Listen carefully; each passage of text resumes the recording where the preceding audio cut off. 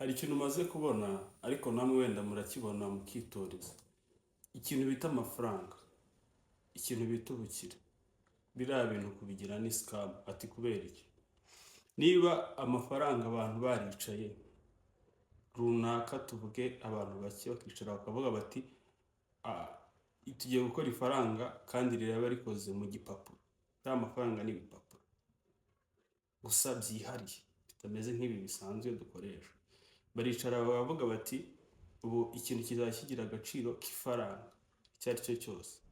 Ikintu twibaza ni ese koko kugira amafaranga cyangwa se kugira imitungo ni ubukire? Cyangwa ni ikusanya?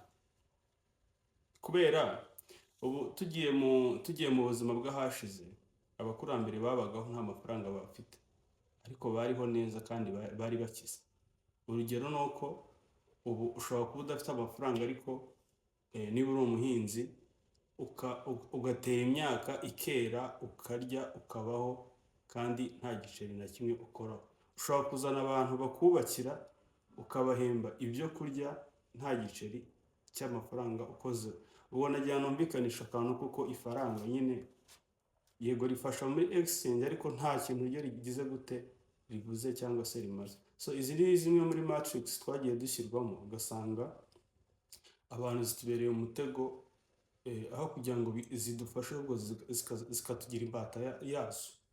Urugero nk'ubu ngubu hari abantu benshi cyane babyuka za 10:30 bagiye gushaka amafaranga, kandi bose sinako banayatunga.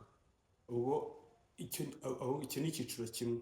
Hari abandi nanone indi matrix nayo twashyizwemo ariko uyirebye usanga nta kintu yamariye abantu.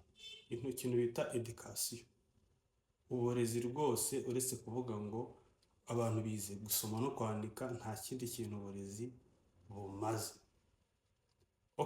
Dushyire n'imyuga ku ruhande. Buriya hariho imyuga imwe n'imwe nanone abantu bigira mu mashuri ugasanga birabafashije ko bagenda basangira ubwo bumenyi babuhabwa n'ababufite, tuvuge nabo babyigiye.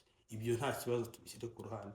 Ariko bya bindi byose ngo kwiga ngo agaciro ka x biki n'ibiki muri mathematics harimo ibintu byinshi bitari ngombwa, biriya byari waste of time rwose. Ubwo ho tugiye ku kintu cy'amadini ntabwo umuntu yabivuga ngo abirangize.